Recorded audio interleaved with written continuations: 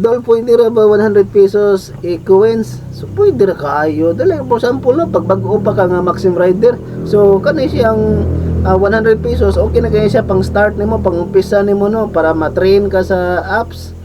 Kay dire sa Maxim Dol, kung sa apps ka mag-refill, pwede ra siya 20 pesos, 30. Basta ang pinakaubos nga pwede nimo i-refill dire sa apps is 20 up.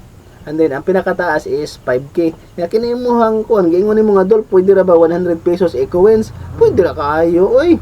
Wala rin na siya kuhan, wala siya problema. Basta sa apps lang ka mo gamit sa kuhan ng pag-refill nimo. Ayaw dito sa GCash or sa 7-Eleven kay minimum dito is 300 gid ang pinakaubos. Kaya dire ka sa apps, ang pinakaubos is 20. So kining 100 nimo Dol, kung bagong rider lang ka, okay na kini siya pang start nimo, then no siya pang trainee ba inana, parang kuan ka nang para ma-master ka sa apps. Then kung mahurot nimo kung kuan ang kining 100, pwede na sa ka mag-refill na sa ka og balik. Ana ra gud, example, mahurot na nimo 100 no kay kanang daa kay mga booking na nakuha, ganahan ka og kanang biyahe bitaw. So kining kuan, kining 100 pesos kung ako lang pabiyahon ani, dali ka na siya doon, hindi siya abtag udto.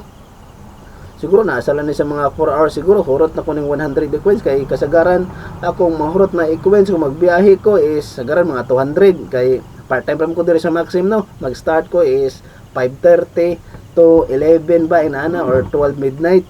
So muna ang pinakataas nga hours nga biyahe na ko gawas kung Sunday, kay kung Sunday kung dili ko mo sa probinsya Dol is mag whole day ko ana from 7 AM hangtod na ko ana gabi So maghurot ko mga sa mga 400 atang equins or mga 500 ba ana. Pero sa imuha is kung new rider lang ka, kuan lang ka ng suna ng pang training nimo ba, parang kuan nang pang starting bitaw ana. Para kung makakuha ka og kanang kuan, makakuha na ka og maayo mga idea kung saon mga diskarte diha para makakuha og daghang booking. So kini 100 pesos nimo ina kog sa Dol. Kini 100 pesos nimo kadiyo ta kini hotdog nimo.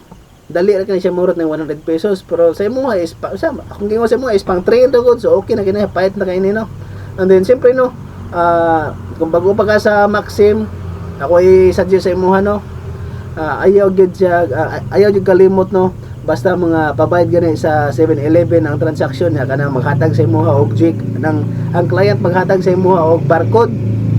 So ako ikasulti sa imo ayaw gina siya i-process kay 100% scam gina siya. Paminaw gina ko.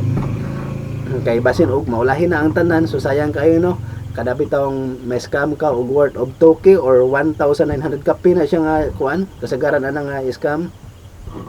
So lisod na kung walahin na ta nga kuan mingon day ka at tinuod gitong giingon ni Choy TV mo to vlog no nga scam gito ginana buangoy nagpadala jud ko, so alahin na scam na ka. So kana ra bang mga inaana ra ba ato na binabang ato na ra ba na ang pagmahay sa ulahi.